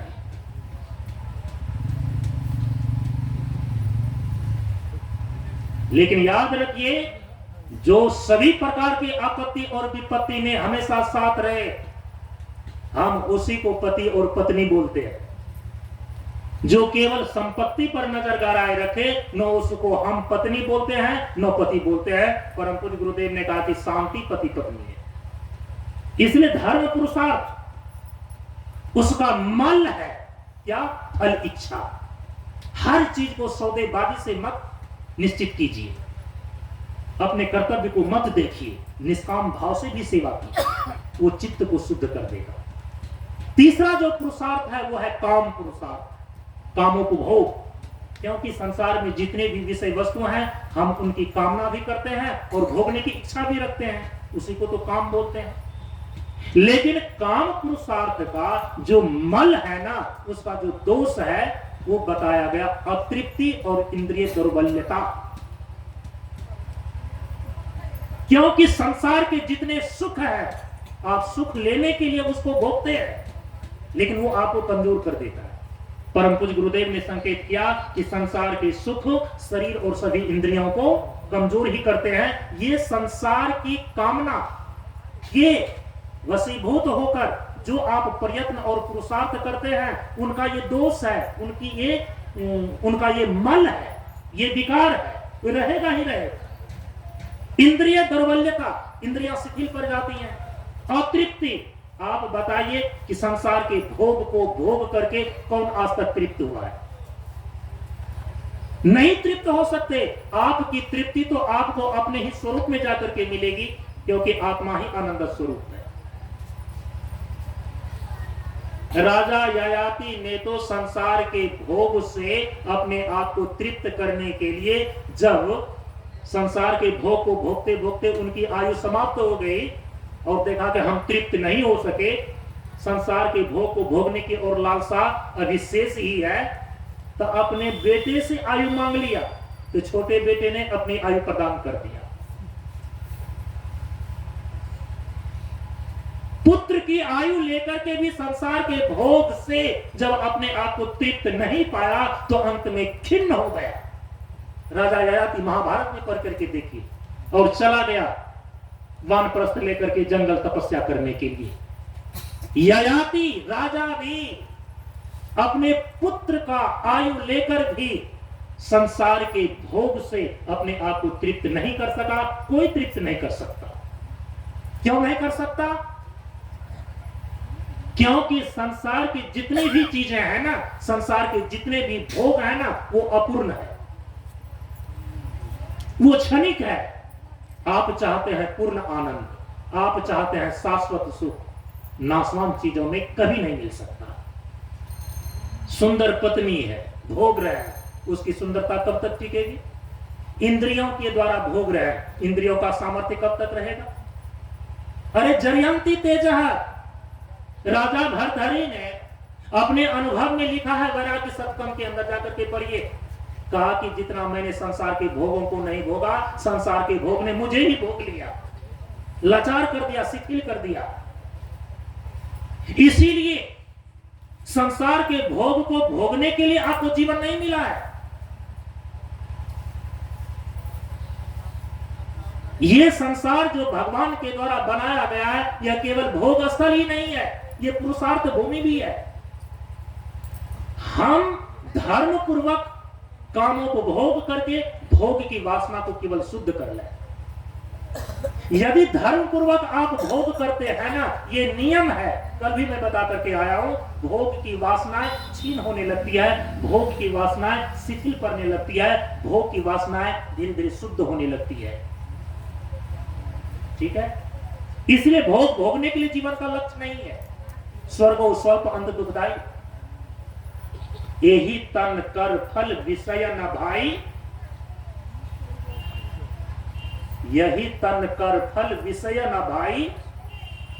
हाँ, रामायण लो, चौपाई को पूरा करें। राम भजिए सब काम विहाई, इसीलिए जिसका काम शुद्ध हो जाता है ना, वो राम को उपलब्ध हो जाता है।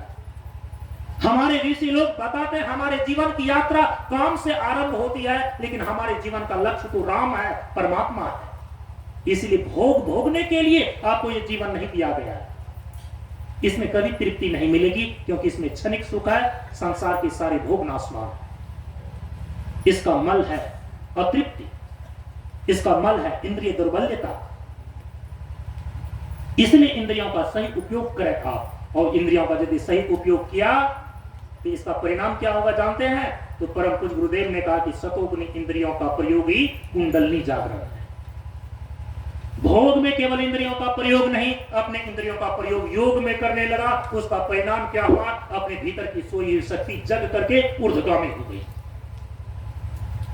नीचे कुंडलनी की शक्ति जग करके ऊपर की ओर आने लगी, और जैसे जैसे शक्ति बढ़ती चली जाती है, वैसे वैसे आप शक्तिमान होते चले जाते हैं, योगवान और विभूतिवान होते चले जाते हैं, और अंत में उसकी परिणति होती है आत्मावान। और जिस दिन आप आत्मावान हो गए तो निराधार में आनंद, प्रसन्न और संतुष्ट रहने का सामर्थ्य आप में आ जाता है। संसार का सुख किसी भी संसार के विषय भोग पर निर्भर नहीं रह जाएगा। इसीलिए जो काम पुरुषार्थ है ना, उसका मल, उसका दोष, उसका विकार है अतृप्ति, इंद्रिय दुर्बल्यता। अच्छा, ठीक है। जो अंतिम में चौथा पुरुषार्थ है मोक्ष पुरुषार्थ, मोक्ष पुरुषार्थ का भी मल गिनाया गया, इनका भी विकार और दोष बताया गया। मोक्ष पुरुषार्थ का मल है, बहुत कम लोग समझ पाएंगे, उसका नाम है द्वैताभिनिवेश। द्वैत में दुराग्रह बुद्धि करके बैठ जाना, द्वैताभिनिवेश, ये मोक्ष पुरुषार्थ का मल है, विकार है। क्योंकि जब तक अद्वैत की सिद्धि नहीं हो जाती तो उपनिषद घोषणा करता है द्वितीयात् वै भयं भवति।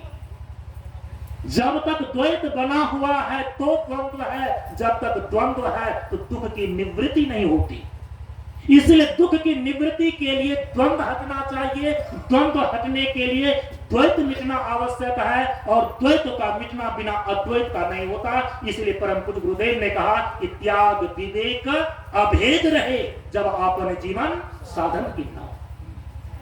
द्वैताभिनिवेश, द्वैत का दुराग्रह बुद्धि करके बैठना कि ईश्वर भिन्न है, जीव भिन्न है, ब्रह्म अलग है, आत्मा अलग है। अरे व्यवहारिक दृष्टिकोण से, औपाधिक दृष्टिकोण से जीव और ईश्वर में भिन्नता हो सकती है, लेकिन तात्विक दृष्टिकोण से जीव और ईश्वर का स्वरूप एक है, ब्रह्म और आत्मा एक है।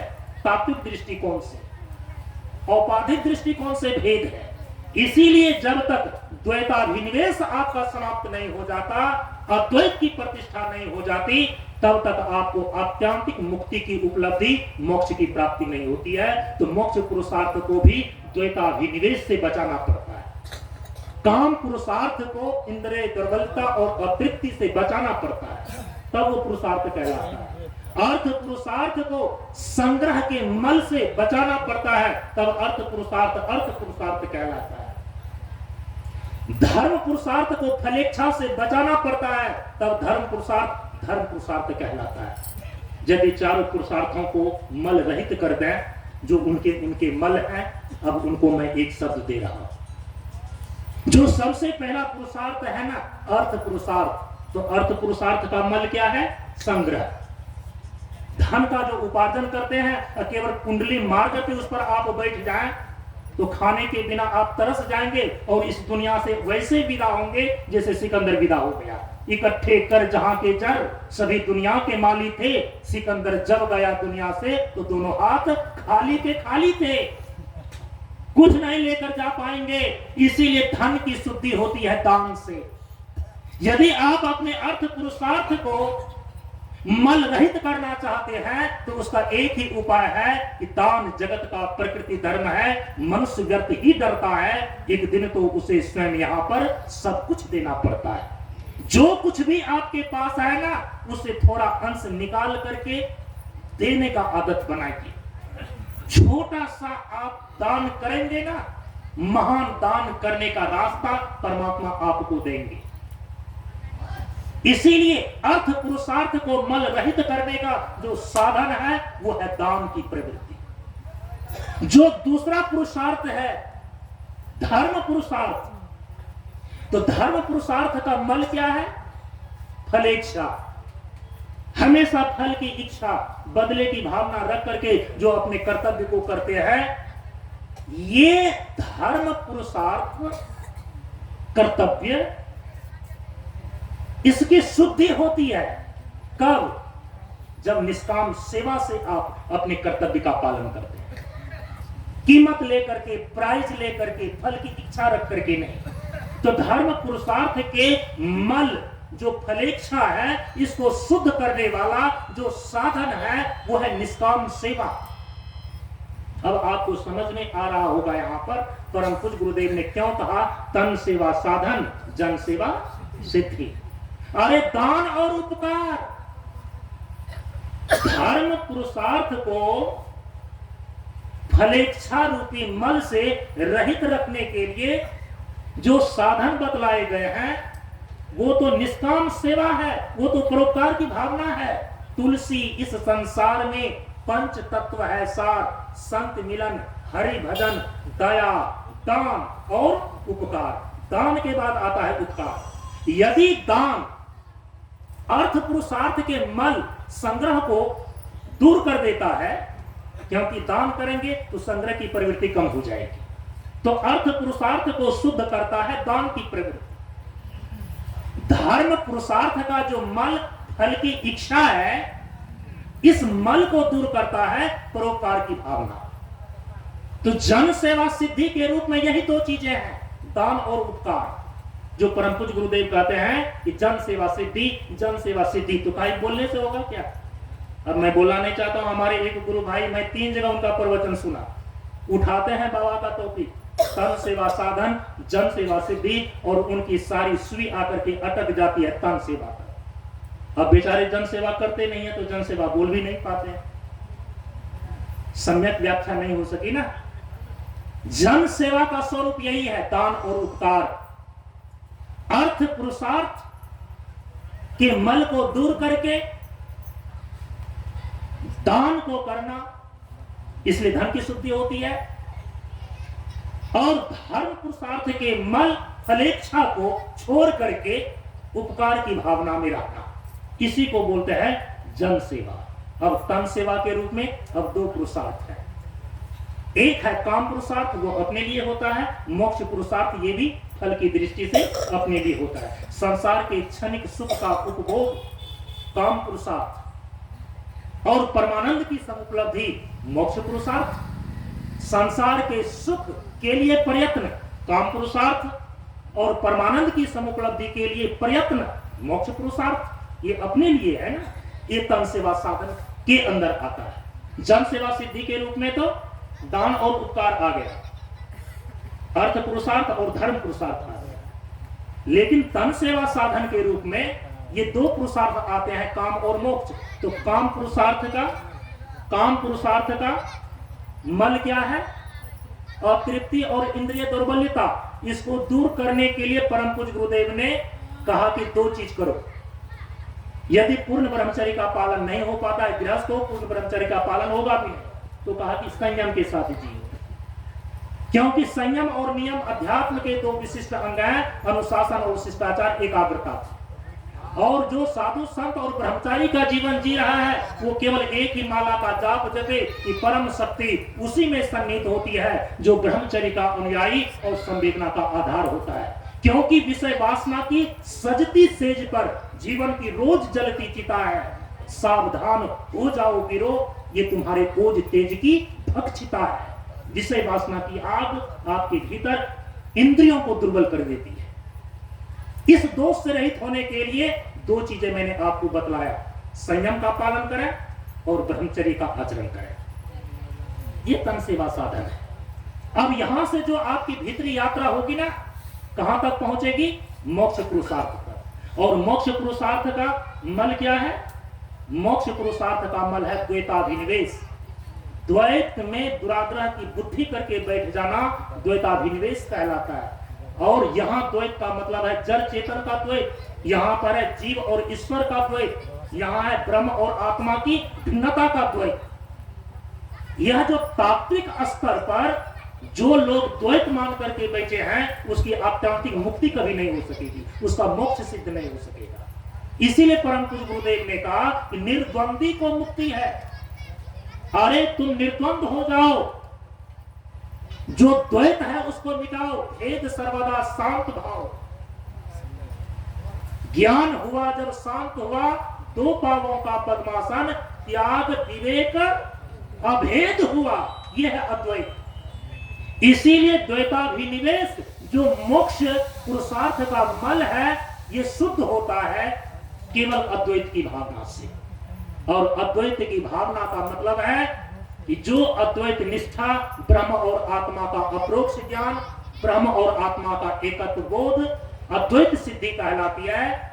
इसमें प्रवीणता, इसमें निष्ठा तो बहुत दिनों के बाद जाकर के साधक को होती है। उसके लिए आपको अपने आचरण में दो तीन बातों को परम पूज्य गुरुदेव ने जो निर्देश दिया है वो लागू करना होगा। क्या लागू करना होगा? कि समदर्शिता शून्यता है और शून्यता समदर्शिता। भेद सर्वदा शांत भाव, ज्यादा भेदभाव में मत फंसे। इसीलिए परम पूज्य गुरुदेव ने कहा कि तुम्हें राजनीति नहीं करनी है, तुम्हें वोट बैंक के लिए अपने विचार को नहीं बदलने हैं। अपना आसन, अपना छाजन, अपना झोला, अपना कंधा, अपना दीक्षा, अपना धंधा, आप ये अपनावें तो धीरे धीरे आपके अंदर समदर्शिता शून्यता है और शून्यता समदर्शिता। जो दूसरों को मानता और जानता है वह अपने को मानता और जानता है। ये सारे उपदेश आपको अद्वैत की ओर ले जाता है। अद्वैत निष्ठा द्वैत की भावना को शांत करके अद्वैत निष्ठा को कायम करता है। तो चारों पुरुषार्थ को लेकर के जो मल, जो विकार, जो दोष बताए गए हैं वो आपके ध्यान में दिया। और चारों पुरुषार्थों का मल कैसे धुलता है उसके भी साधन आपको बता दी। अर्थ पुरुषार्थ का मल जो संग्रह है वो दान रूपी साधन के द्वारा धुल जाता है। धर्म पुरुषार्थ का जो मल फलेच्छा है वह परोपकार की भावना से धुल जाता है। काम पुरुषार्थ का मल जो अतृप्ति और इंद्रिय दुर्बल्यता है ये संयम और ब्रह्मचर्य के पालन से दूर हो जाता है। और मोक्ष पुरुषार्थ का मल जो द्वैताभिनिवेश है, द्वैत में दुराग्रह की बुद्धि रखना, ये अद्वैत की भावना से दूर हो जाती है। तो समय तो काफी आगे बढ़ गया है, सारी बातें लगभग पूरी भी हो गई हैं। मैं अपनी वाणी को यहीं पर विराम देता हूं। परम पूज्य गुरुदेव के श्री चरणों में नमन करते हुए आप सबों को एक साथ नमो नारायण। ओम पूर्णमदः पूर्णमिदं पूर्णात् पूर्णमुदच्यते पूर्णस्य पूर्णमादाय पूर्णमेवावशिष्यते। ओम शांति शांति शांति। हरि ओम श्री गुरुभ्यो नमः। हरि ओम।